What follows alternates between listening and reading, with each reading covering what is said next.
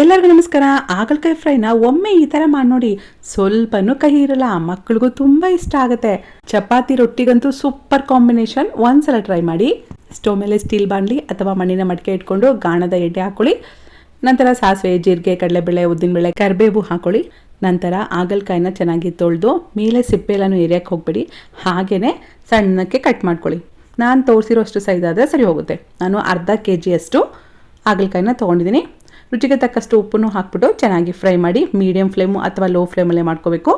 ಹಾಗಲಕಾಯಿ ಫ್ರೈ ಆಗೋ ಅಷ್ಟರಲ್ಲಿ ಮ್ಯಾಜಿಕ್ ಪೌಡರ್ನ ಮಾಡ್ಕೊಳ್ಳೋಣ.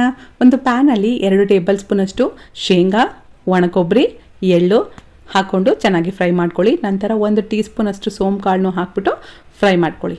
ಎಲ್ಲನೂ ಡ್ರೈ ರೋಸ್ಟೇ ಮಾಡಬೇಕು. ನಂತರ ಅದನ್ನು ತಣ್ಣಗಾಗಲು ಬಿಡಿ. ನೋಡಿ, ಒಂದು 10 ರಿಂದ 15 ನಿಮಿಷಕ್ಕೆ ಚೆನ್ನಾಗಿ ಫ್ರೈ ಆಗುತ್ತೆ. ಫ್ರೈ ಆದಮೇಲೆ ಸ್ವಲ್ಪ ಅರಿಶಿನ, ಅಚ್ಚ ಖಾರದ ಪುಡಿ ನಿಮ್ಮ ಖಾರಕ್ಕೆ ಸರಿ ಹೋಗೋಷ್ಟು ಹಾಕ್ಕೊಳ್ಳಿ. ಚೆನ್ನಾಗಿ ಕಲಸಿ.